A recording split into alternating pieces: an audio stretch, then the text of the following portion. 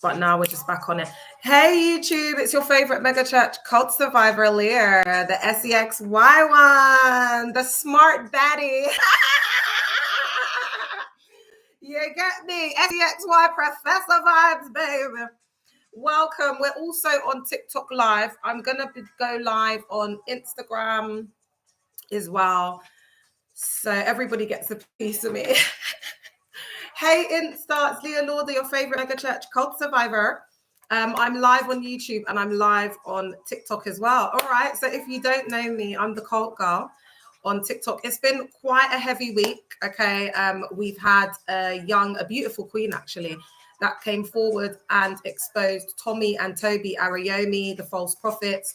She was essayed at 14. Other women also came on the live and were commenting and saying that they also have raped and essayed women since the 2000s and it's still currently going on to this day, allegedly. All right. She also shared an account about a woman that was having an affair. And you know what, guys? It's not a shock when these pastors are having affairs. To be honest, it's quite common. All right, my love. So if it was just an affair, because women have been coming forward, I just can't share, unfortunately. You know, I probably wouldn't have even mentioned anything. But because Toby said he was going to put her on the church payroll chair. Because Toby Arayomi said he was going to put his mistress, and she's not even a mistress because she's, you know, how that's an unfair balance. Do you understand what I'm saying? That's an abuse of power. So how can a woman consent to that? If you've got a dynamic with a teacher and a student, a doctor and a patient, they're going to be responsible. It's exactly the same dynamic in the church. But anyway, he tried to put this guy on his payroll. And they were also saying in the chat, allegedly, that Tommy was also sleeping with her. And then anyway,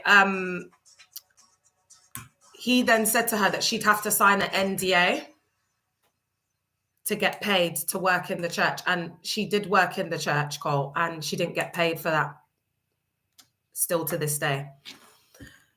So there's been a lot of disclosures that have been made, guys. It's been very heavy stuff. But today I just wanted to just like change up the vibe a little bit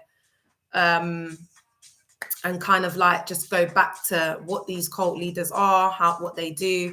I've been talking a lot about narcissists and narcissism. But I came across another concept the other day that I wanted to share with you guys.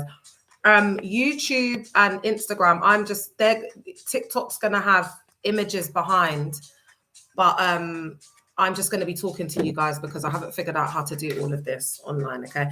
I want to let you know on TikTok that the live is being recorded on both YouTube and Insta. Hey, Queen Innes. So you can access it afterwards, okay? And it's just the same, Leah Lauder 77. Thank you, my love.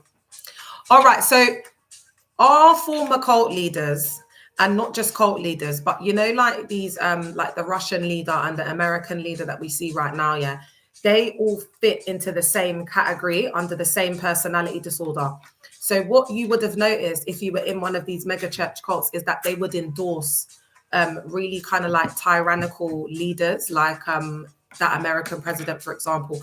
And you can see the support that the Black non-denominational Pentecostalism, like evangelical church, you can see the support that they have towards Trump, which again is just showing, you know, there's a lot that our people aren't freed from, unfortunately. Morning, Queen. There's a lot that our people aren't freed from. So because, you know, we were psychologically indoctrinated to hate ourselves and to internalize colonialism and white supremacy, unfortunately, these pastors, especially the false prophets, are just lave masters, that's all. And the members that attend are laves, okay? Yeah, TikTok, please make sure you like up the live. And so nothing's changed, you know, we're still picking cotton in the cotton fields. But anyway, let's talk about the cult leader as the Machiavellian. Yeah, so Machiavellian minds end up alone, and it's the hidden cost of always playing the game. So guys, you've got to remember I said to you that, especially in my cult, these cult leaders, it's almost like they use the members for their pleasure. They're very sadistic as well. So they do a lot of things like public humiliation. They put people in triangulation. One of the survivors told this really weird story. Thanks, Queen Innes. When she went to Ghana and she was married at the time, and the cult leader Daguerre Mills, allegedly, this is alleged, was making the couples like dance in front of him and like, you know, like be romantic and stuff. And it was really weird. And he was saying, oh, prove that you love your wife. And, you know, when you think of, when you think of these Machiavellians, yeah, thanks for the follow, Emma. When you're thinking of these Machiavellians, you need to be thinking like King Henry VIII, like, you know, Game of Thrones, like, you know, like really archaic times.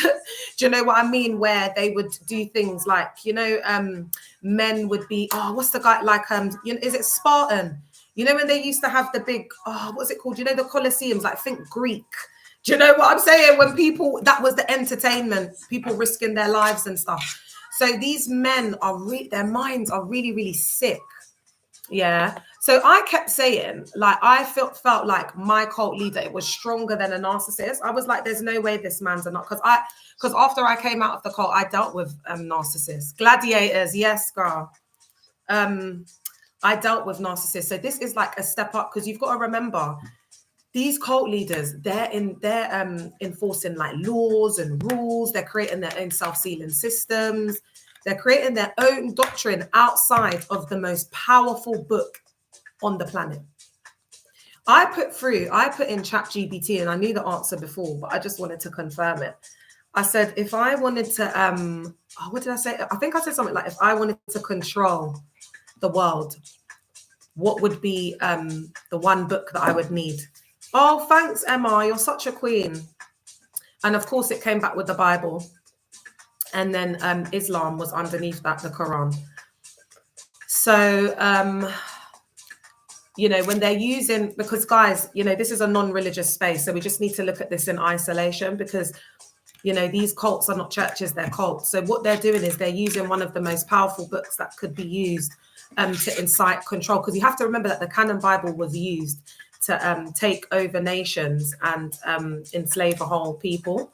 Do you get what I'm saying? So it has, when it's in the wrong hands, when it ends up in the wrong hands, you know, it can create just like absolute devastation.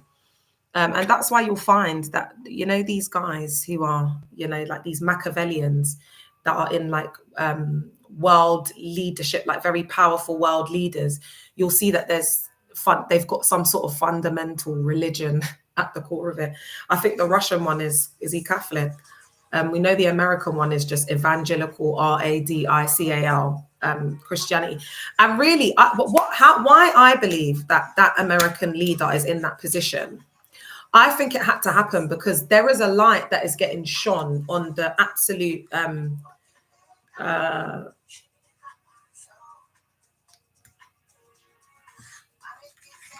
idiocracy of, you know, the mega church cult right now, to the point where people are just following blindly.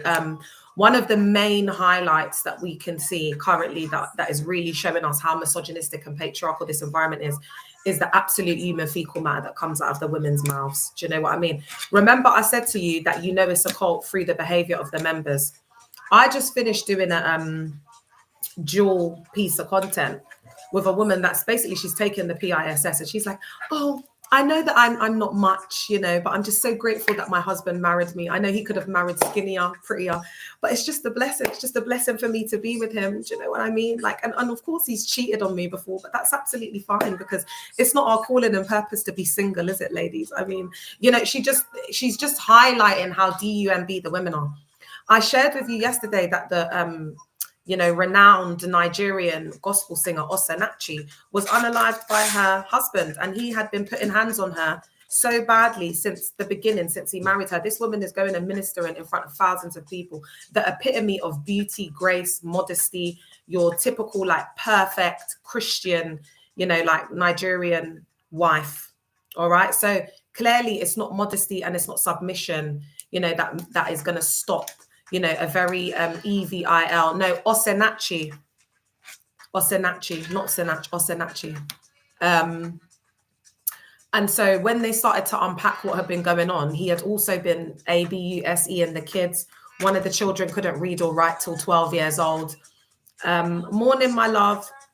he treated her like a SLAVE. She couldn't see her friends and family. So it was like a one-on-one cult with her husband. And a lot of the men in these church cult spaces are actually Machiavellians. This woman was making millions, but he turned her into a beggar.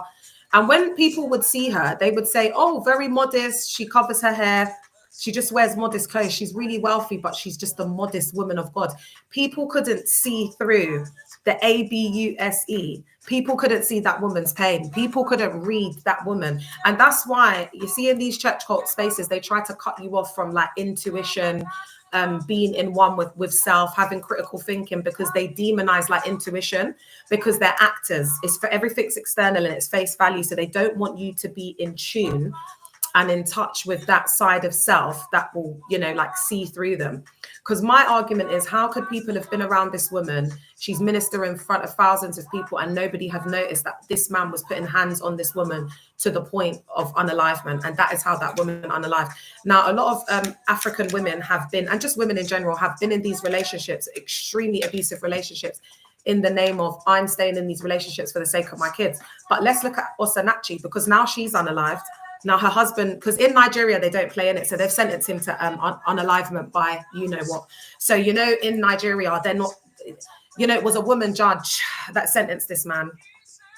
So that's what's going on. So now the kids are left as orphans with no parents.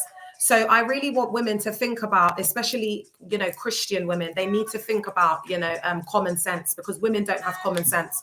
Another thing that's been taught, not only is it taught in the canon, through the canon Bible, the outside doctrine, it's also embedded in very toxic, misogynistic, patriarchal traditions and cultural practices that become harmful to women. All right.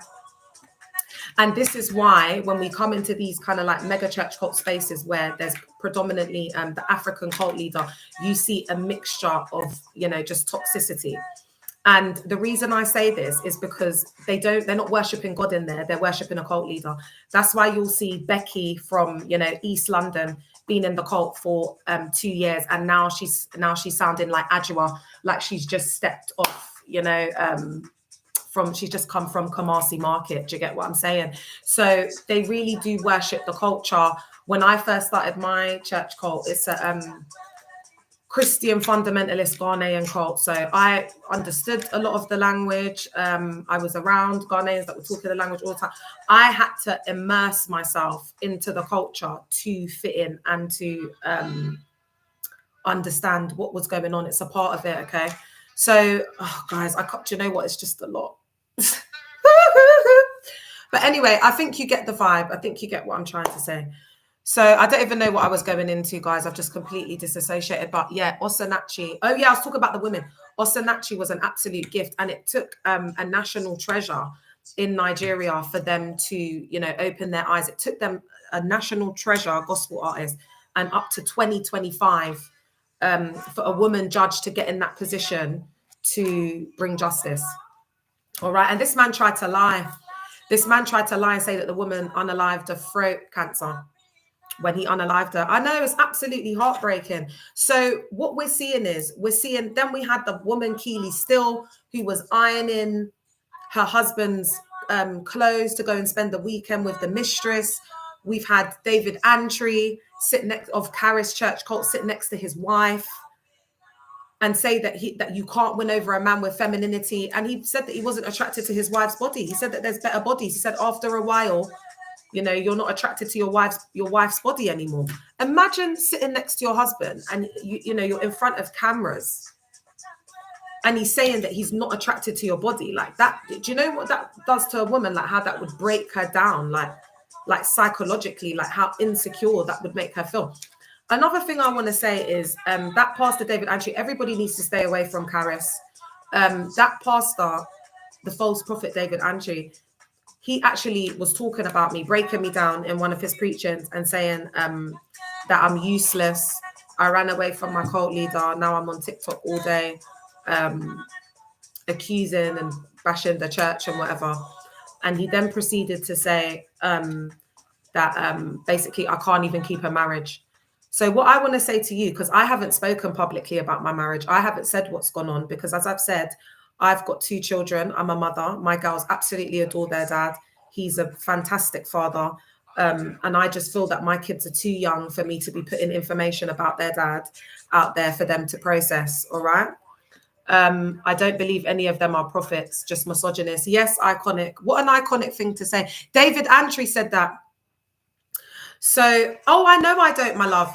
But my point is, imagine if my ex-husband, I'm not saying he was, guys, but let's say that he was putting hands on me. Should I be like Osinachi then? To please the false prophets and the fake pastors? Should I be staying in an abusive marriage to the point of unalivement like Osinachi? Should I be risking my life? Because he doesn't know why I left that marriage. But here he is, further breaking me down from the pulpit. He doesn't know what the hell went on in that marriage. And this is the ignorance. This is the misogyny. This is the patriarchy. Because you know why? I've struck a nerve. This isn't about Jesus. This isn't about church. This isn't about people. This is about David. His ego has been bruised because it's the same strategy that I use for all of them. They're just egotistical Machiavellians. That's all they are. Do you get it? So his ego has been bruised. Hey, Queen Georgie. Religion seems to now be all about what people can gain financial from it, and from what I've seen, they always use scripture to oppress women. It's crazy. Yes, that's absolutely true. Absolutely true. And a lot of people are waking up, but what you're seeing right now is these Christians are going through a cognitive dissonance state. They think that this is a revival. Okay. They have been because they're so severely indoctrinated, they're RADICAL, and they've been living in a bubble. Remember, they've been living in this kingdom. Do you get what I'm saying? They're Christendom and kingdom and whatever. And they've been getting away with a lot of things. But since the advancement of like technology, remember I said to you that the human consciousness has been raised. So people are not being able to be, they're not getting controlled by, people are waking up to the truth. And, you know, now that we've got like ChatGPT, like AI, there's so much, like, guys, I'm not going to lie to you. Yeah. Remember I told you that I had that young rich ninja that I was dealing with. Yeah. Anyway, I was thinking about meeting him, this, that, and the third, yeah, and I was seriously contemplating it, but it's just not it, innit? And I know it's not it. And it's like, I need to think to myself, like, what do I actually want? So anyway, I went on TikTok, yeah, and I seen this random girl. Guys, I don't know what she believes in. I don't know what her name is, Minano. This girl's randomly started talking about, you know, like spirituality. And when you have like sex with someone, hey, Eagle, you have sex. But one thing that really stuck out to me about what she said is that, you know, like, it's like they can take, you know, like with that like spiritual exchange. So it's like if you've got clarity, they can take your clarity. They can take, thanks, Lynn's braids, like your intuition. And I was thinking, with what I'm doing at the moment, I need a clear head. I need a clear space, but I don't want to become so far removed from reality. Do you understand what I'm saying? So I can still understand, you know, like what's happening in reality. Because what can happen when people get spiritual or closer to God or whatever, they could start, this is what I've seen with these cult leaders. They can start to get like so far removed from reality. It's like they think they're up there and they think they're down there. So with me, it's not necessarily about me. I don't know if I want to say that I'm celibate, because I'm just not. It's almost like a spiritual protection practice almost, until I find somebody, because I don't believe in the institution of marriage and the social constructs and the labels that they put on relationships. I just think when I find somebody that I vibe with, that I think is at the same frequency as me, that I'm able to explore different depths and different things with. Because even if we're just having an arrangement where we're, you know, we're just vibing and we're enjoying each other intimately, I still need somebody who isn't going to energetically and, you know, like spiritually, like take from me. I think that's very important. And I think that's very important for us ladies as well, to be aware of that. Because that woman, when I saw her on TikTok, I was like, no, I just blocked him. Guys, because I'm extreme. I just blocked him. I just said, nah, man, I can't be doing this up. I just blocked him. I just said, if I just block him, and you know, because I've got BPD as well, I like when I get a guy around, it just gets a bit crazy. So I need the guy to be like emotionally mature. I need him to be, you know, like he needs to understand like spirituality in a certain way. And you know, it doesn't have to be the same way. Thanks, Martin. Is that Martin? It doesn't have to be the same way that I interpret spirituality, or in the same way that I communicate or have a relationship with God. But he just needs to be secure in whatever it is, whatever his practices, his beliefs, whatever. Yeah. To know thyself. He needs to know thyself, because, and you know what as well? I've found that, because oh my gosh, you lot could have told me that I was on the side of my mouth. Even if I meet someone, yeah, and it's just like a friendship, and that organically turns into something else. Thanks for the follow, Martin. And that organically turns into something else. I still need to know that there's going to be that level of connection. Do you get what I'm saying? Whereby it's like balanced. Do you know what I mean? Like when you need my emotional support, I'm there. When I need your emotional support, you're there. But it's not like a burden. Do you get what I'm saying? Because you're emotionally mature and stable enough to deal with, you know, what I'm going through. So I just, you know, I don't know why I'm talking about all of this, guys, but it must be for a reason. I'm trying to change up the vibe because it's been really heavy. So that's just where I'm at the moment. I've just decided, you know, for what I'm doing right now, I do need clarity. So I just don't want a man right now. I pray the right man finds you at the right time, sis. Oh, thank you, Homan G. And that's wonderful. And guys, I'm not, you know, I'm not like one of these women that are out here like bashing men and, you know, like I'm still open to love. I will not let my heart go cold. I won't. I've been abused by men a lot in my life. You know, I've had experience with a Machiavellian, you know, cult leader. I've had quite a lot of negative experiences. You know, I'm divorced, but, you know, I don't want to end up like the bitter women in the church. Do you know what I mean? I just promised myself I'm not going to end up like these single married, like they're like, it's just HELL. There are good men out there. I believe there's still good men out there. Do you know what I mean? And it makes it a lot of much more small percentage of, you know, men that I could potentially date and be with. But that's fine, because I'm at peace with being by myself. If you know, I don't meet the one that I think is, you know, supposed to be for me or whatever, then, you know, I will just stay single, and that's also fine. Yeah. So I think there's something about just taking time out for self. And that runs both ways, because men, you might have you might be on here and have like a you know, like a kind of like a dysfunctional upbringing, maybe an insecure attachment with your mum. So you might find that you attract covert narcissists, that you become like really dependent on women. Do you get what I'm saying? It might be that you need a little break. Do you get what I'm saying? To explore, you know, your healing journey. So, you know, just take what resonates and leave what doesn't. But I want to get onto this Machiavellian thing, yeah? So I'm going to move to the side. Okay, I'm going to hold the phone like this, okay? So high Machiavellians treat relationships like business deals, not friendships. So Machiavellians treat relationships like business deals, not friendships. So that explains why we have, you know, that business type of setup with these church cults. It's very much like a pyramid scheme. It operates and functions like a business. They use a lot of the same tactics to grow these businesses. You know, they do outreach, and it's, you know, recruitment. You know, they're out using love bombing, deception, gaslighting, just anything that they charm, just any lies, just anything they can really to manipulate people into speaking to them and to stop and to just listen, because that's really what they need to do. They need to get you to stop first so they can get your attention. Anyway, so they have business deals, not friendship. And that's another reason how, you know, like when you leave and they like excommunicate you, and they, what's the other word that they use? Shun. When they excommunicate you and they shun you, because I know in some cults they say shun.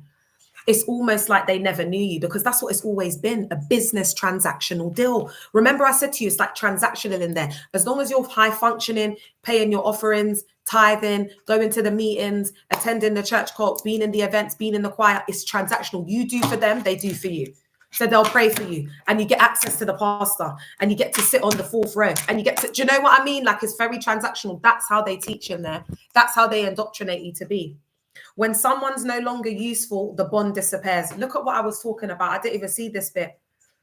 When someone's no longer useful, the bond disappears, leaving them alone when real trouble hits.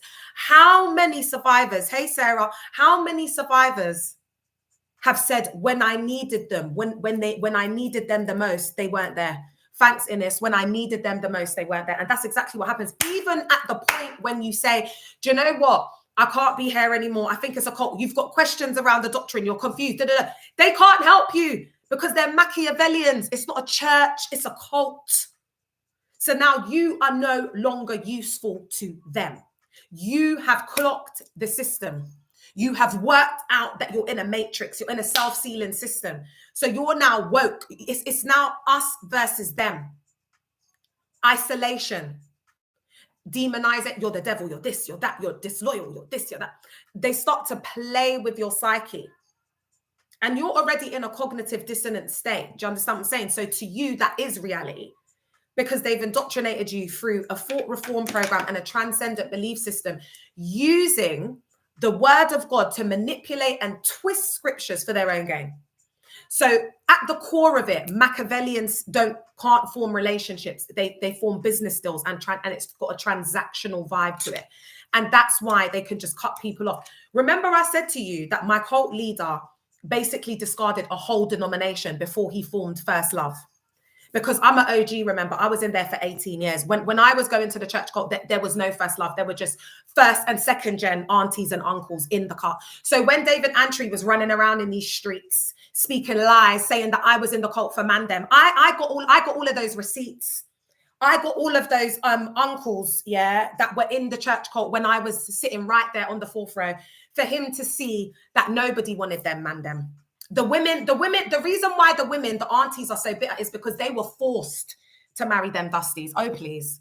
Do you know what I mean? Do you know how much potential these aunties would have had if they didn't marry these men, these abusive, misogynistic men who were always jealous of them and wanted to hold them back? The only time a woman does good in life, yeah, where she gets money, is when she can control the man. That's on period point blank. When a woman can control a man, yeah, that's when they're able to do well. That's on period point blank. I've seen it a lot, especially in the Nigerian culture. So it's all about transaction for them. Yeah, that's what you need to get into your head, because with a narcissist it's a little bit different. Oh yeah, that's what I was going to say. He discarded a whole denomination. So basically he had Lighthouse, then he changed it to different names. But basically, long story short, he came one time, yeah, the cult leader, Daguerre Mills, and there was a guy who had just wasn't attending the church for very long, and he was an usher, so he didn't recognize Dag in it. So because he didn't recognize Dag was angry. And then when he took the offering, he didn't get the offering that he wanted. So he was rebuking us. You don't respect me. You don't honor me. You don't honor me here. You show me no honor. And then he started saying that the guy didn't recognize him. And then he was like, even these little ones, the first lovers, the university students, they give more offerings than you. Yeah, of course they're going to give more offerings than us, Dag, because we got mortgages, we got rent to pay, yeah. We got kids to look after, we've got electricity and gas to pay for, we got shopping, we got responsibilities. These little kids running around in these streets are getting their accommodation paid for, and that's for them to just almost survive at uni. And this man will sit there and compare parents to their kids. That's a Machiavellian for you. Do you understand what I'm saying? He's not seeing that he's like literally like Dag teaches people to disrespect their children, their parents. But then it's like this fake humility and this fake honor their mother and father. That's why when you see a young person that comes in the church cult, if the parents aren't with the church, they will turn them against their parents through the twisting and manipulation of scripture. So do you see where the transcendent belief system comes into it? Because scripture's like you have to HATE your mother and your father and your son. So they might know that there's a couple of kids in the church cult and the parents don't want them to come to church. So then they'll start to manipulate and bring it in the scriptures. That's why you have to sacrifice everything for Jesus. Some of you will take HATE your mother and your father, and then they bring in age. As soon as you're at the age where you can make your own decisions, you need to have things in place that you can serve the Lord. You know, very manipulative, very manipulative. They coerce members to live together as well. Do you know what I mean? That's when the parents lose their kids, or when they dictate what universities these students go on to. So then they'll put them in universities where they've already got like established branches, established accommodation, like very established members when they want the child. And it's very like egotistical as well. They become very like possession, like this ownership where they feel like they own people like spiritually. It's really, really strange. So they do take over the position of the parents, because the members go and ask the pastor and their leaders more than they ask their parents for advice. It's not even advice, it's permission really, but they will call it things like godly counsel, to be advised. They might, So on Instagram, someone saying, I feel like these cult leaders are vampiric because they hyper focus on uni students and plan out their lives. Yeah, you're right. We had a Verdun practitioner that came onto the live and spoke, and she was saying that they, what did she say? It's soul farming. When they recruit young people and children, she said that that's soul farming in her practice. And basically, because children have like a brighter light, they use it. It's like they're siphoning the energy. And then also they're using that so that they can further manipulate the congregation and have the strength to do what they're doing. Yeah. So it's all about energy. And because they think it's all evil, and they've got like, they're very, very narrow minded in there. There's a lot of women, you know, they don't have their education past secondary school. You know, a lot of people, hey, ADS, a lot of people just don't have the knowledge. So the only knowledge that they're getting is from the pastor and the preaching that they watch. You know, no one's reading for themselves. No one's exploring outside of that. They just have very closed minds, unfortunately. So, you know, that's why they like to target people that because they don't want strong people. They want weak people to feed off. My sister, you should be an advocate to release our women from the clutches of these evil pastors. Thank you, Martin. Oh, hey, babe. Thanks for the follow. Well, Martin, I'm actually a social justice activist. This is one of my backup accounts because I have to have 8 accounts to speak my truth. I've been speaking for about a year, and I formed a collective, which is the people that you see commenting here. So we're actually a movement, a worldwide movement. And we come on here and we raise awareness. The core of this work, because it's been, you know, it's been thousands of years of indoctrination. This isn't going to happen overnight.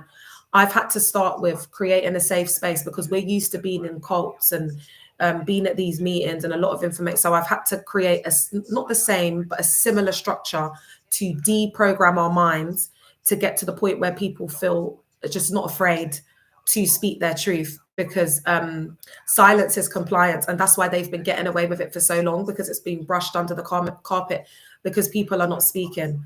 The only way that people are going to hear is if survivors speak and they share their experiences.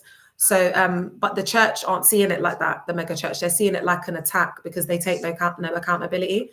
Thanks, Lynn Spreads. They take absolutely no accountability. So this is why I had to do this so RADICAL, and in such a controversial way, because I didn't have time to be like this from the beginning and sit down and, you know, I needed to be controversial. I needed people to, you know, just pay attention. I needed people to see chaos and grip people so that I could start to talk about, you know, some of the very, very serious issues. So we're kind of moving into a new phase now, where I don't want to say too much. I've got some stuff that I'm working on behind the scenes. I'm writing a book currently as well. And that book is going to kind of be the foundations of really exposing the tactics that are used so that, you know, professional survivors, all different types of people can understand exactly what happens in there. So, and I'll be introducing models, I'll be introducing ideological concepts. So I'll be contributing to research as well. I've been doing a systematic review since I started this. So, yeah, so I'm trying to do my part. So, but we need it. We've also set up a CIC, Hold the Hope CIC, but I've got a lot of mental health and physical health stuff that I'm dealing with at the moment. So this is why I'm trying to empower other people to speak out and be at a place where they can like really support and help to move, you know, to move the movement forward. Because, Do you know what, guys? It is going to take collective action. And that's why we're a collective. I hope that's answered your question. All right. So just to recap, Machiavellians treat relationships like business deals.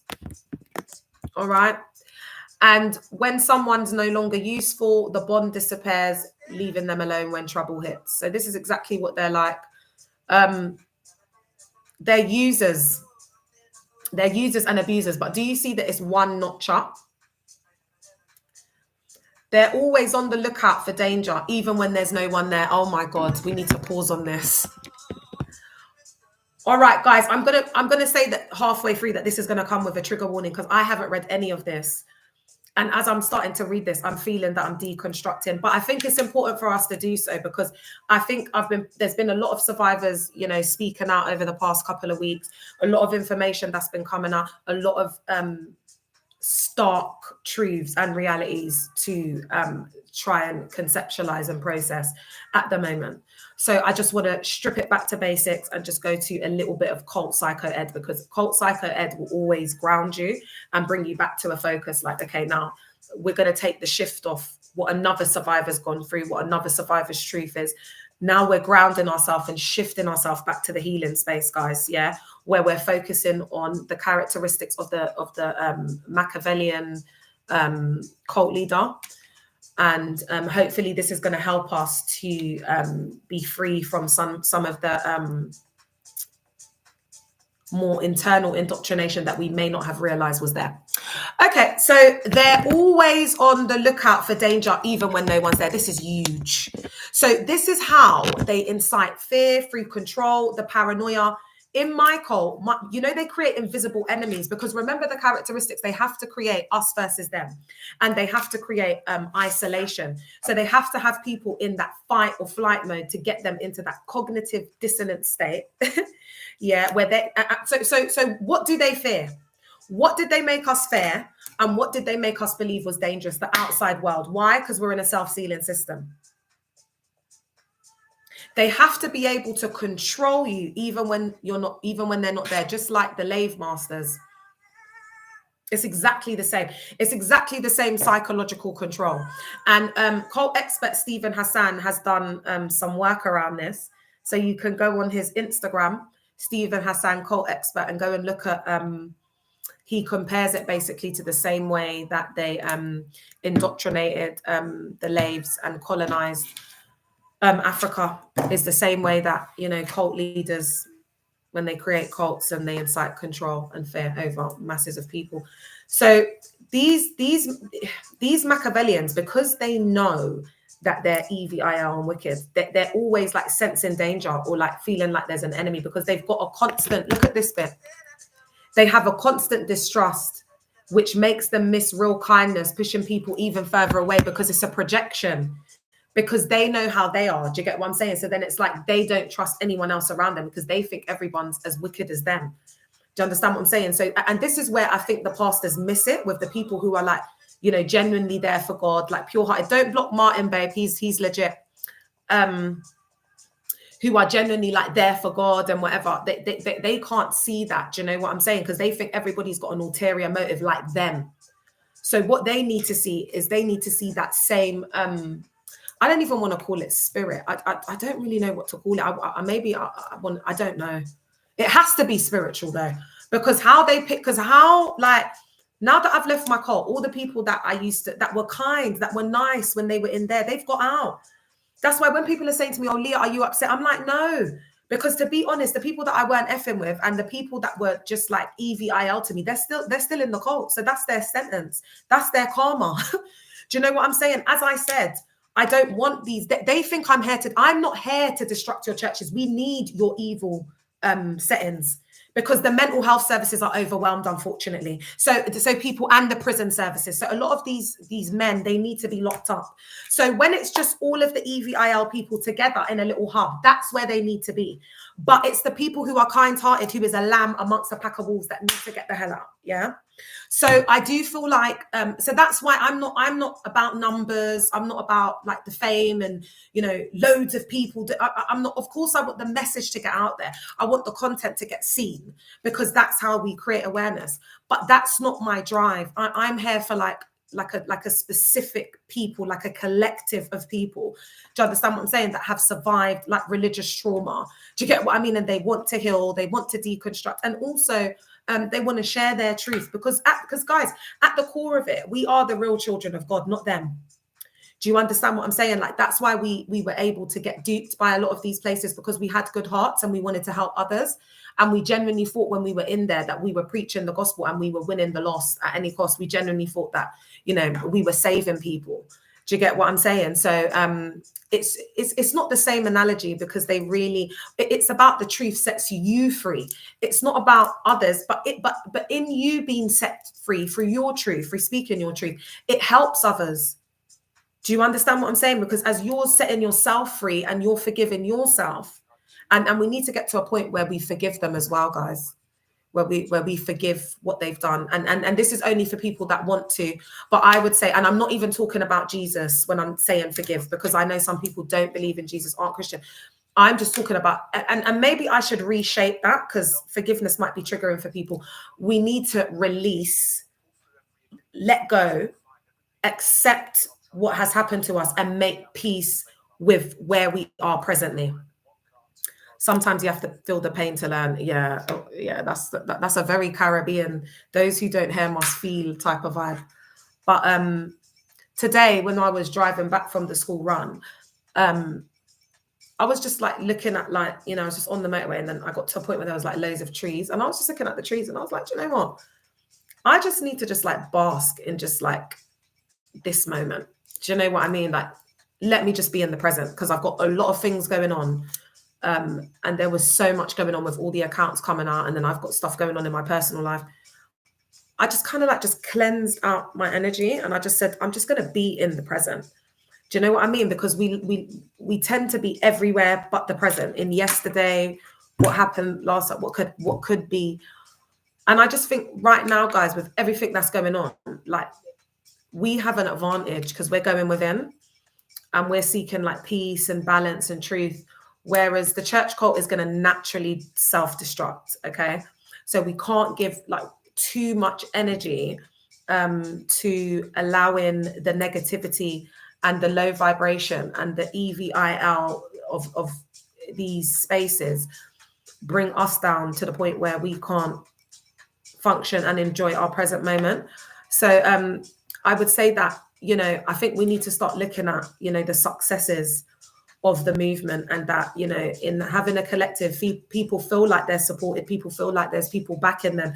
Because, these church cults, they're like huge religious organizations, and they come out in droves, and they're just there to abuse people, and they try and make people afraid, and, like bully them online to silence them and things like that. So people need to feel safe. People have needed to be deconstructed. People have needed to understand that, it's not their fault if they were sleeping with the pastor. There's been a lot of deconstruction that's needed to happen before we even start to look at, moving into other things, which I won't discuss, because I've grown a lot during this time, especially spiritually. Like one thing, because I don't like to think that something someone thinks or does has the power to affect, change, or shift my reality. But I do feel like evil eye is a thing, man. Like I just feel like if someone's got an evil intent, I just feel like there's enough science, psychology, sacred text to support, that notion of kind of just keeping things to yourself and moving silently. So now I'm just not going to talk about anything. You lot are just going to see things happen. Do you get what I'm saying? Like, I don't want to put things out there for them to even know what's coming next. What is my concept on heaven on earth? Oh, what I will say to that, Martin, is I've been out a few years, but I'm still deconstructing. around my thoughts and notions of heaven and hell. But what I will say to you is that I don't believe that someone who doesn't go to church or isn't a Christian, let's say is agnostic, but is championed, you know, like to do charity work, done so much good, raised money to help people, is a kind person, whatever. And then there's someone who goes to church. Do you understand what I'm saying? That's just been attending meetings and whatever because they've said the sinner's prayer and whatever. Been in one of these church cults that they're going to go to heaven and they're going to go to hell. I just don't believe that. Where I'm at the moment is I think that you can create your own heaven internally. I think that it's a state of consciousness and a state of mind. I think that this is a very EVIL world. And I think that me understanding the teachings of Yeshua through the lens of a conscious state of heaven helps to liberate, set me free, keep my sanity, keep my mind in thinking that I can have peace and a state of heaven in my consciousness. Does that make sense? I haven't got as far as unpacking that.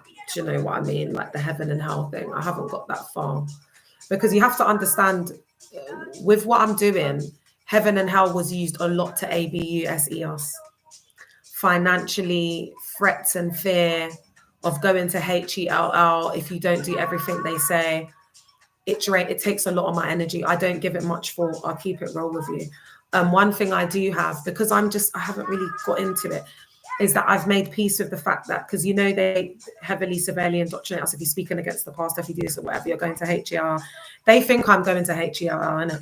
So I have made peace with these, but it's not, the thing is, I don't need to make peace with it because I shape and frame my own reality. They believe in hell. That's what they need to remember. They are creating that reality with their collective consciousness share. So thank you, Haynes. Mute him, please. So if they're doing up believing in hell, that's where they're going to be, because those laws and that belief system that they live by is absolutely impossible to make it to heaven. None of them are going to get it there. None of them are going to get into heaven. Are you mad? They take everything literally and they're living a fake life. They're all actors. They're all fake in there. Do you know what I mean? It's a consciousness that you need to gain here. You can't get into these spaces when you're EVIL. You can't. I definitely believe that there's somewhere where EVIL people are going to go, and people who are, you know, like pure, and do you know what I mean? Like believing in God. I don't think that they're going to get to heaven. Like this big S, you gonna burn, baby. Do you know what I mean? Like you're on here. It's all projection. It's all projection. What mods do I have on? Haynes, you're doing well though, because it looks like they're active. Yeah, so that's just my take on it. I can't really say right now. I'm still deconstructing. But if it means that, you know, I've got to spend an eternity in HELL because, you know, I'm advocating for women who have been raped and SA'd and people who have been ABUSED'd in, you know, spaces that they're calling churches when they're cults, then so be it. I don't mind. I'll make peace with that. That's what they need to understand. Like they don't understand the scriptures. Like I understand the scriptures in it. It's not about, thank you, Martin.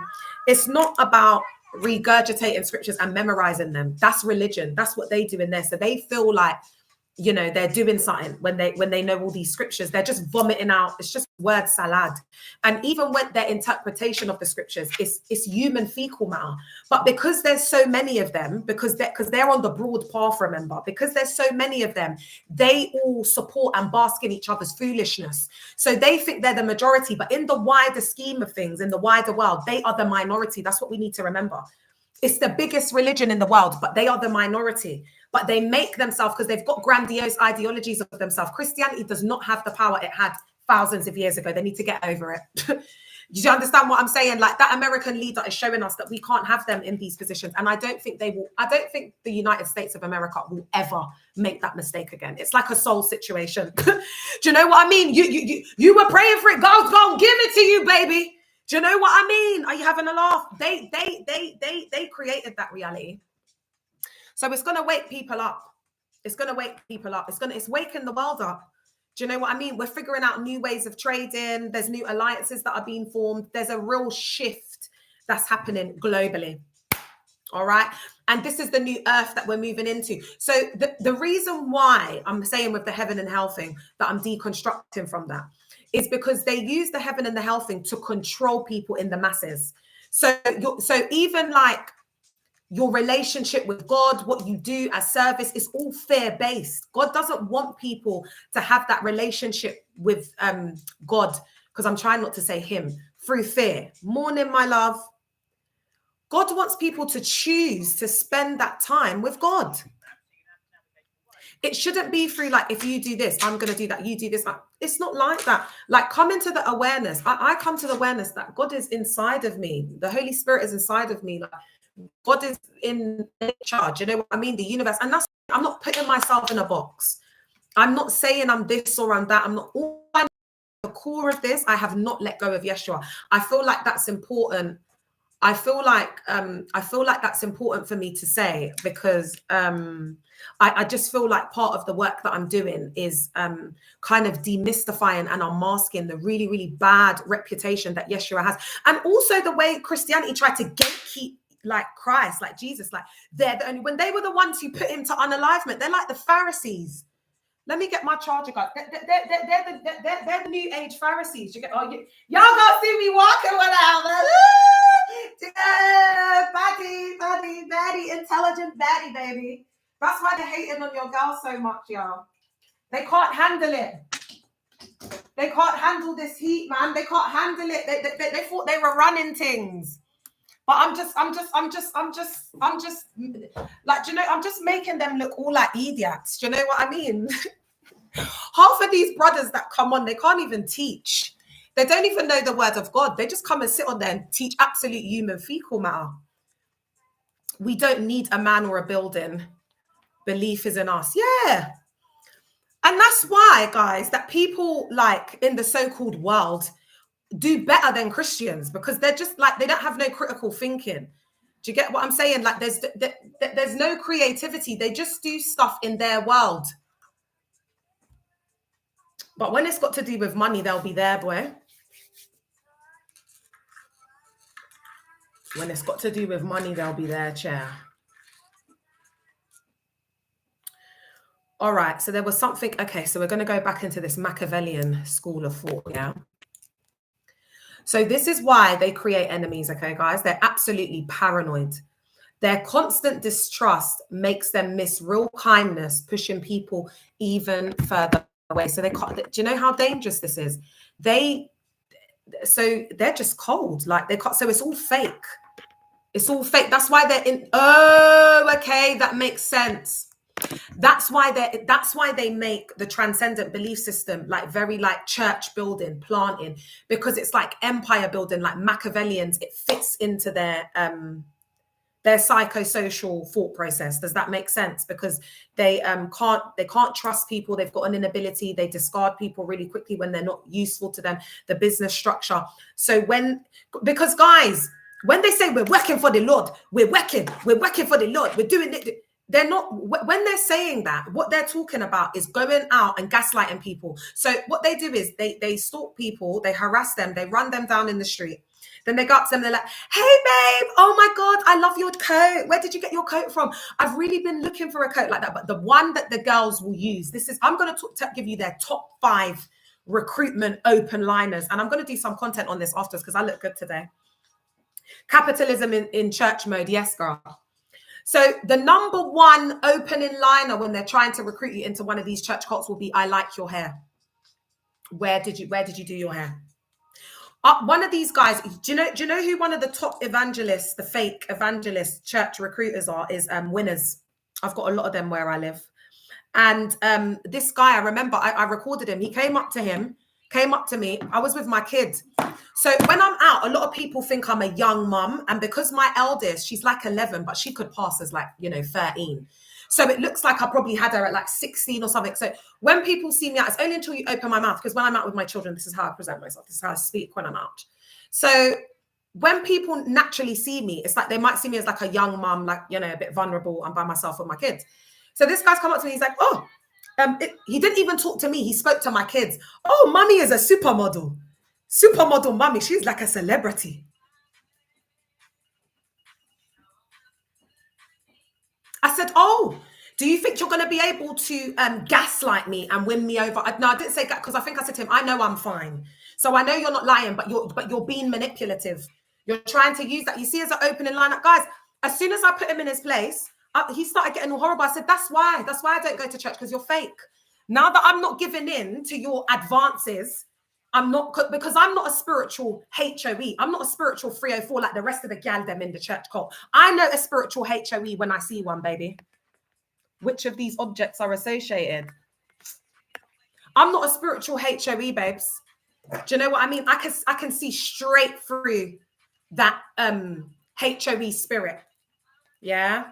So I'm not going to fall for that. You can't give me a few nice words. And anyway, I'm used to being told that I'm beautiful and I look like a supermodel. So it's not. But so do you see how insecure people are more vulnerable? Because you know that girl don't look good. She looks like what she's going through, Jail. Her hair's not brushed. Her face is dry. Her clothes look tatty. Like she needs help, innit? Instead of you going up to her and being like, you just come in with the lies. Oh my gosh, babe, you look so. Are you all right? I don't even know what they'd. Hey, you all right? Just anything. They'll say anything to you. Because when they're really confident, they don't even need an opening line, and they'll just come up to you. Hey, and that's why they like young people. Because young people don't care. They're vibrant, they're youthful, they like to make friends. They're not like adults where we've learned along the way. We've been stung by that jealous friend. We learn about gang that's 304s and will act like they like you, but they want to steal your whole personality. Like, they haven't got to that age. So what happens is there'll be gal like that in there who are doing that are woke, and vulnerable, young, naive women who don't know because they're so young. Manipulation at its finest. It is not safe environments. Hey, Queen Vicky, all right, babe? They're not safe environments for women, Chair. Leah, I love your energy. You're spitting nothing but truth. Oh, Martin, you're such a king. I appreciate you, man. I'm just on here. Do you know what? Because I'm not, there's no bitterness in me, Chair. Like, maybe if I looked like what I've been through, but babe, I'm fine as hell. Do you know what I mean? I'm 38 years old. Like, I look great. I love my girls. We're living the life of our dreams, to be honest. Do you know what I mean? I love it. And, it's not coming from a place of bitterness or revenge. And that's what they HATE. Because I'm speaking very clearly. This is from a very clear space. This is from a space of healing, acceptance, and just me being honest. Do you get what I'm saying? With what I've seen and how I've interpreted it. And it's not only my truth, it's a collective truth, because we're all on here agreeing. No, they can't corrupt us, babe. It's too late. We're in the revolution. We're in the age of Aquarius. This was written even before, you can't mock God. This is what God is showing them. Do you know what I mean? And a lot of these churches are getting calmer. A lot of these church cults behind the scenes, they're getting calmer, because I already told them. I told them at the beginning when I was quoting them Psalms and I was saying my scriptures from last year. People were laughing at me. They always underestimate Leah. I've been hidden for years. People always underestimate me, and that's my superpower. If you say to me, Leah, what's your superpower? It's underestimation. When people underestimate me, it's my secret power. I've always been underestimated and overlooked. And that is what my superpower is. So guys, don't worry if you've been overlooked your whole life. People have underestimated you, they've rejected you, they've whatever. Just focus on yourself. Do you know what I'm saying? More people need exposing. Yeah, girl. And that's the thing. Like I'm going to be encouraging survivors to speak their truth. If they're not ready to have their face up and their full voice, like, use a voiceover on TikTok. Like, do you know what I mean? Like, everybody should be venting and speaking about how they're feeling right now. Do you know what I mean? Like, we need the world to hear our raw. Please like up the live. Thank you so much, guys. All right, let's move on to the next part. If you're just joining, I'm a mega church cult survivor, and I'm exposing pastors, fake prophets, fake apostles as the Machiavellian cult leader. And I'm going to do a piece on this, and I'll also do I'll also add this in my book, because there's a characteristic that Yanya Lalich talks about, and I think it's the end. Oh, what is it? The end justifies the means. Yeah, the end justifies the means. And I was thinking, what does this mean? I don't understand. But now I've put the pieces of the puzzle together, because that's how Machiavellians are. So she was just putting it in there to basically say, guys, that's why you got to seek and find, yeah. When I tell you, you got to seek and find, and you lot get your TikTok FYP, your algorithm, get it in check, baby. Get it in right, yeah. Go and research and look up Machiavellian. Be putting in women's rights, baby. Be putting the things in that you hear me talking about. Be putting it in TikTok, yeah. Because TikTok is an educator. That's what it is. I don't care. I love this app. The Good Samaritan is a great narrative regarding these false. Yes, yes. Martin's deep, and fake people of the clergy. Yeah, that's a deep revelation, Chair. Oh, Martin, no. Let me get Martin. I wish I got the clap out. No, come on. That's good. That's deep. Oh, I got shivers. What's this other queen saying? Yes, I'm writing a book, my love. I'm in the process of Martin's got me. I got to get the sound effects out. Martin, that's a really good one, because it's not the bait like parable or, you know, scripture or verse in the Bible that you would use to, but it is, you're so right, because it's showing the intent of man, isn't it? It's showing that the heart of man. Yeah, that's deep, man. Woo! Woo! I love it. I love it. Oh, someone said they'll promote my book. Oh my God. Thank you, babe. Ask and it shall be given. Seek and you will find. Yeah. Yeah. And guys, Christ has hidden so much in the parables. You know, when I was in the mega church, I didn't understand nothing. And it's like in the mega church, it's like they talk a lot, but they're not saying nothing. They're like politicians. You know, like Nigerian men. Like Nigerian men will tell you a whole load of something that's nothing, Chair. Let me say that again, baby. The Nigerian man will tell you a whole lot of something which means nothing, baby. So it's just bare words coming out of my man's mouth, but there's no answer. I literally said to my ex, you should have gone into politics. If it's not too late, explore politics in Africa, Chair. Do you know what I'm saying? Yeah, it's just bare lies, but it's just covered in a lot of like manipulation. Oh, guys, I'm gonna have to open the door, Chair. You lot, it's hot today, isn't it? You lot, I don't even know what's been happening. My body is just, I'm not even going to lie, guys. I'm really happy with how my body's looking at the moment. Because, you know, I was ill and I couldn't eat. But it's like it's just got like, I don't know if God's like sculpted me, you know, in the night. A little bit. So, guys, you know, just focus on your spirituality, man. Just being one and at peace with self, I'm telling you. Because I was praying about eating healthier, getting more active, and it's not exactly where I need it to be. But it's going in that direction. But I had to go through that little illness, because it's almost like it's realigned like my whole like relationship or with food and stuff. So I'm going to be sharing, guys. I'm going to be sharing. Hey, Star, as I start going on this journey more, I feel it's a test. Really, you know, another thing, guys, another thing that I'm beginning to think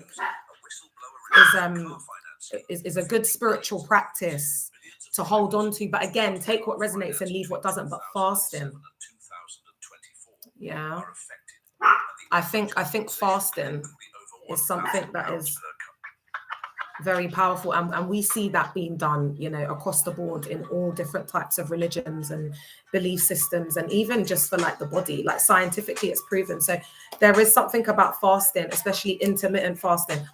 God is in the kingdom and the kingdom is within us. All power is within. Yeah. Yeah. That's why Christ said that he was going to destroy the temple and rebuild it. We are the temple, isn't it? Morning, girl. Yeah, I think, guys, fasting is so important. We don't actually need that much to live off. And a lot of the food that they're putting, it's not really good for us. So just start thinking, it's because it's not about being big or small or skinny, or it's about eating healthy. This is what I'm on now. We need to try and just consume like healthy food and try and eat more like, you know, like fruits and like vegetables. Do you get what I'm saying? We need to try and eat a bit more, incorporate a bit more naturally. So like even today, I'm going to go and get a little salad, just so, because we're going to have ribs with the flat, you know, like what do they call it? You know, the flat potatoes. What do they call them? Anyway, is it croquet? What are they called? The flat ones. Anyway, we're having that. I'm just going to do a little bit of salad. That's why I cook everything from scratch and have my greenhouse. Ooh, Kalula, you'll have to, Kalula. My name is Kalula. No, it sounds like Talila. You have to invite me around, girl. If that's the kind of vibe that you're doing up, where you're picking your bits from the greenhouse and preparing them freshly. Yeah. Woo! That's definitely my kind of vibe. I do you drink red wine? I can bring a nice Bordeaux wine. Depending on if you're doing like a meat or like a fish vibe. Because of course, if it's fish, I'd have to bring a nice sparkling wine. Look at me, I'm just inviting myself to my girl's house. All right, we need to break it up though, because it is absolutely, this stuff that we talk about is absolutely, it's really heavy. We need to laugh and joke a bit and have this type of time. All right. So every small act of manipulation chips away at trust. Every small act of manipulation chips away trust. Even if others don't catch it right away, over time, people stop offering real support. All right. So what came to my head, guys, this tune is thinking me, it's distracting me. All right, so guys, I think that this is where the contradiction comes into play, because they manipulate us through contradiction, and that's how I started to clock, oh, something's not right, because you said this 2 months ago, then he changes it up and then says this. Do you know what I mean? There's a lot of contradiction, and then you start to see the manipulation. Like, remember when I said to you, it's all about targets and money, but again, because there's just that constant indoctrination, it's so hard to detect the manipulation. You need to have like time away from the group. So usually, people start to clock it, like if they might travel somewhere and there's been a family bereavement, and a lot of people clock it when they get ill themselves and they're just abandoned and everyone leaves them. Because they're a Machiavellian and they're taking on the pseudo personality of the cult leader. There's just that coldness where they just cut you off. They just excommunicate you. And they also discard. They discard when you're no longer useful, because remember, they need high functioning people. So when you're no longer able to, when it's no longer transactional and they're not benefiting from it, because remember, you have to do something for them to do something for you.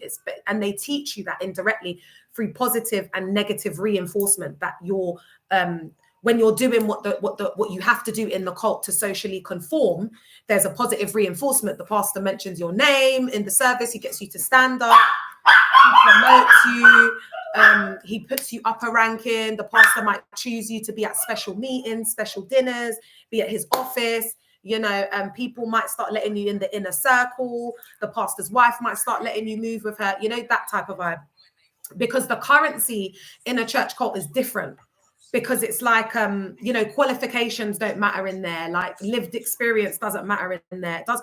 In my cult, you could have been a pastor in another church cult and come in there and have 20 years of experience, worked in the community your whole life, and be a CEO of your own charitable organization. But you would have to start off from scratch, because we do exams on the cult leaders book. So do all the exams, be in there for years, prove yourself that you're loyal, that you're trying. It's absolute human fecal matter. So Dag would rather appoint a 22-year-old young person that's done the exams on his book and passed than a pastor that's done his seminary theological training for 20 years, got his CEO at his charity, because Dag is a Machiavellian. So Dag believes that his knowledge is a special anointed knowledge that has been God-given, because he believes he's God-given, and that a 22-year-old can study his books from 2 to maybe perhaps 4 years, and all of a sudden they are qualified to be a pastor and manage, the complexities and the intricacies of young children, young women coming in there with histories of essay, rape, when they are repressed and they've actually essayed women themselves. Then they start taking advantage of the young women, start to grate them and essay them in there. And then the Machiavellian cult leader starts to brush it under the carpet to maintain the reputation of his empire. Yeah, because remember, it's all about the reputation and word of mouth with the church cult. So, oh God, I was in there for 18 years. I know the Machiavellian better than he knows himself. How about that? Because when I came to the church cult, I was coming off the X Factor. I'm a singer. So I was why should I feel discouraged? Why should the shadows come? So I was a praise and worship leader for 18 years. So because my voice is so good, they couldn't discard me. They had to punish me and humble me, and because I was gifted. So they rather did that which they felt after 16 years of me laboring, because I recruited my ex-husband in, that I was worthy to start getting a certain position. It's very like, it's a secret society. It's so like, it's just based off the Machiavellian, and they're crazy. So it's like different rules for different people. But because I had to prove myself so much, because I was seen as like the worldly singer. Do you know what I mean? That come from like, you know, the world. I had to prove myself extra. So I've taken in a lot more doctrine than I should have. And to be honest, the doctrine's never going to leave me. Do you understand what I'm saying? So I might as well dedicate my life to it, because I just spent too long in there. It's a lifetime. Babe, after what you went through, I will come cook for you in the future. Oh, my dad is in a still band and he's amazing. I'm lucky. Oh, that's so nice. We've got a really big culture of still pan in because I'm from Ladbroke Grove. Your dad's not Pepe, is it? There's no friggin' way. Oh, you want me to sing again?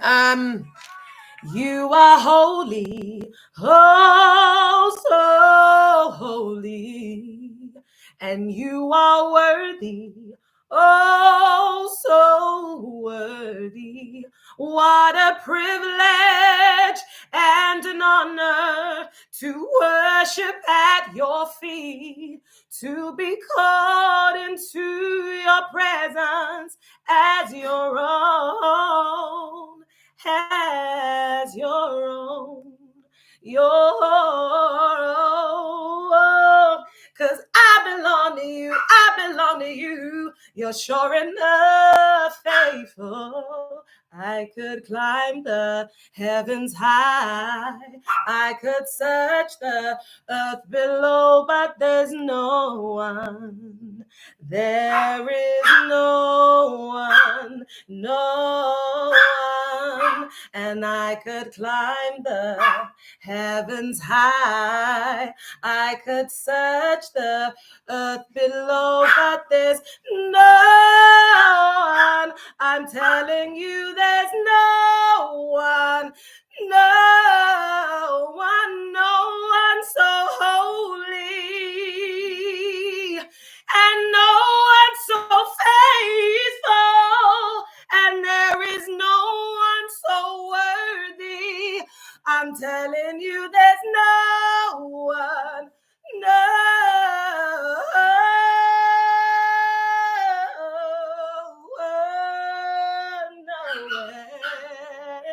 I'm telling you, there's no one, no one. I got caught up in a bit of worship there. So I was a praise and worship leader for 18 years. And when I first came out, they tried to deny me. Oh, we don't know her. She was a DRUG addict. Baby, all you need to know about me is your girl has always been singing, bitch, from the age of 4. So I know I have a lot of my exes are hood famous, babe, or they're well-known rappers, all right? Because your girl's always been talented. She just didn't want to work. Do you know what I mean? And the man then were making money and they were prepared to look after and wifey your girl. All right. But all you need to know is that your girl is SEXY, always been that, always been she, always been able to sing, baby. Do you know what I mean? So the man them never been average. That's all you need to know in the car. So when they were trying to act like I was relevant because of Dag, and I was on the X Factor, and I've auditioned millions of people, you know, got onto the show, put in a girl band on the final 5 in Simon Cowell's band, and they tried to say I'm out here trying to seek attention from Dag. Whereas if I had taken up the opportunities that I had at the time, and they didn't indoctrinate me and tell me that the worldly music was evil, you would have been knowing about your girl. You know them ones. So it's just, you know, when it comes to the singing and that, babe, I don't even like to get into it too tough, because it's just, you know, people say, oh, Leah, you can still do it. You can, yeah, I get it, I can, but I've got mental health.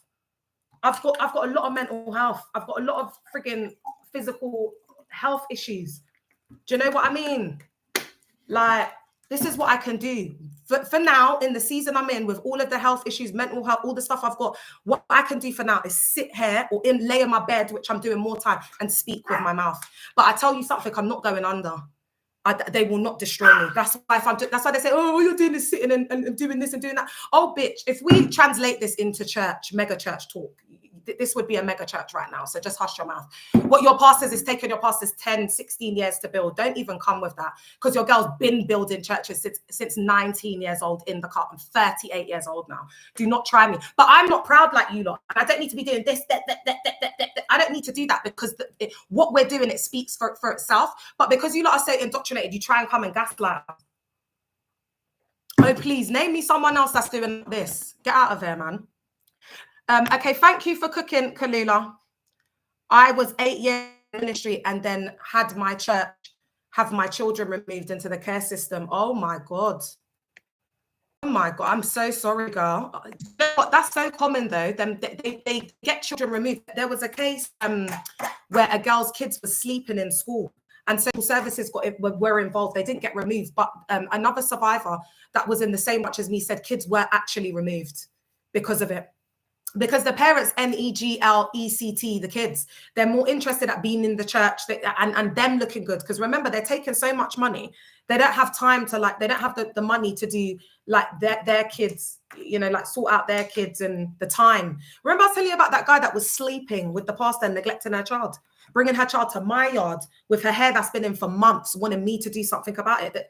I mean, it's absolutely awful in there. That passion never lost it. I lost my passion to sing long ago.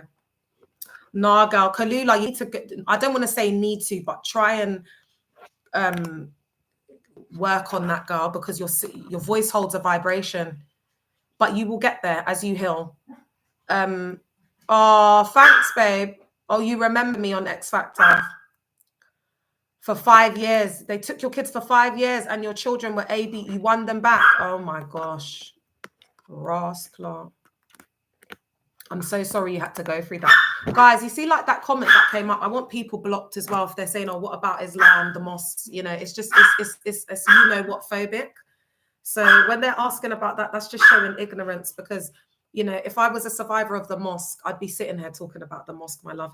The only thing I can talk about in relation to the mosque and Islam is Mandem, my ninjas that identify, and they're in support of what I'm doing.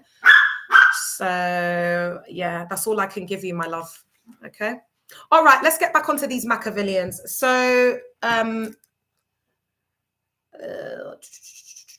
let's go to the next slide.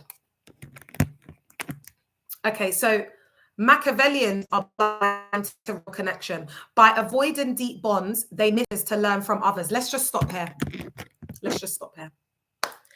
By avoiding deep bonds, they miss the opportunity to learn from others.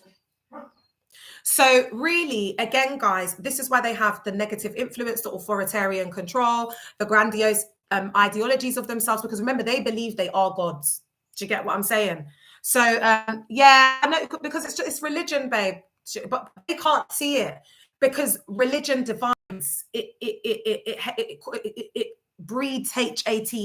That's why this is a non-religious space. I don't have it here.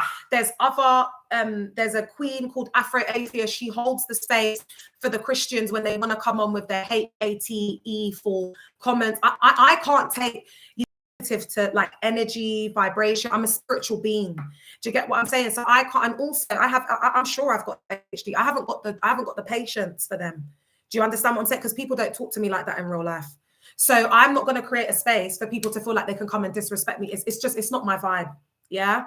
So they don't learn from others because they believe that they are the almighty, all-seeing, all-knowing prophet, and God is speaking directly to them. So do you see how the Machiavellian structure can fit, how they can mask as pastors and men of God, but really they're just Machiavellians? Because do you see how they're getting all the supply, but they hide in plain sight through the misogyny and the patriarchy and the EVIL?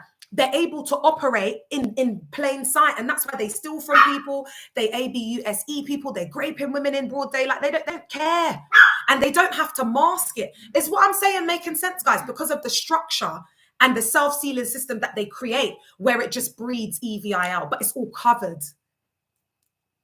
So you've got women in there who have just been raped, but they're coming in wearing their long skirts and their crew neck tops, all right? And then you've got a girl coming in with all her bust out, short skirt, whatever, and they're going to label her. Thanks for the gifts, babe. They're going to label her. Is what I'm saying making sense? sense of reality is skewed. But interestingly, when we look at social learning and we look at how psychosocial views are formed, right? Children learn through their parents. That is how your psychosocial views are just if you the world. So if you come from like a single parent, I'm not saying, because you could come from two-parent home experience, but you know what I'm trying to say. So as I've said, the child will go to nursery and be in the kitchen if mummy's a cook, or the son will be playing with the cars if daddy's a mechanic. So the first teacher is the parents. All right, stay with me. When you're in the church cult, they want you to become a new creature, a born again, so become a child in the spirit. You need to desire the sincere, earnest word, the sincere milk of the word. So how they bring in that transcendent belief system to almost deprogram you to become like a child, and it's done through this fake humility gospel that they've got in there. So they're able to manipulate you with becoming like a child. But when they do that conversion in deprogramming you to become like childlike in your mentality, childlike in your mentality, they then start to reshape your psychosocial views, which in cult psychology we call the thought reform program. Okay, so they start to change your thoughts, but they also change your perception.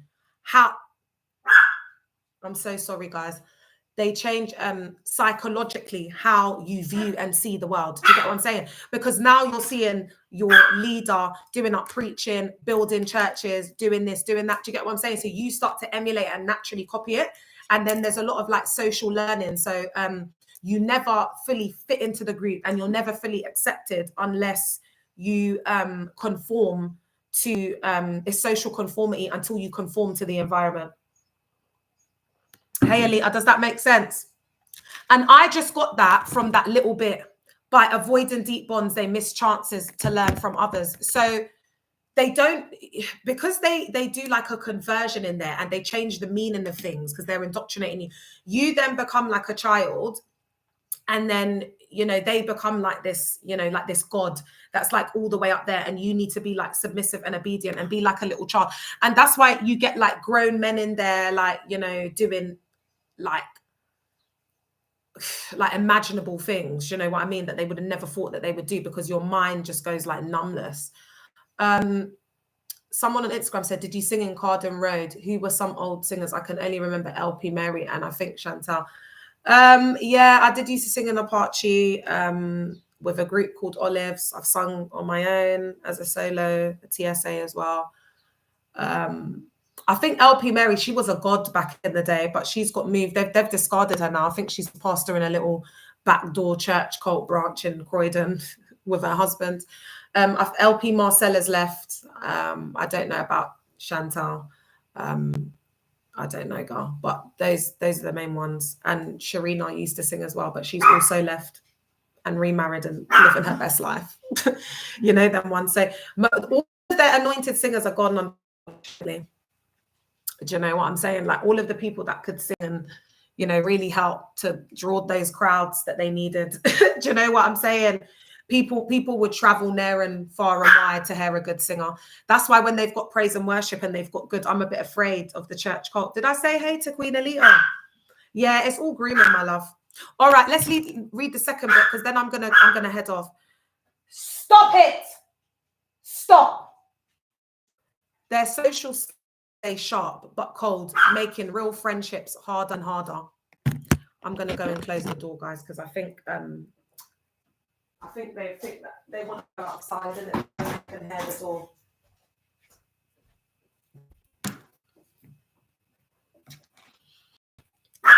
All right, so their social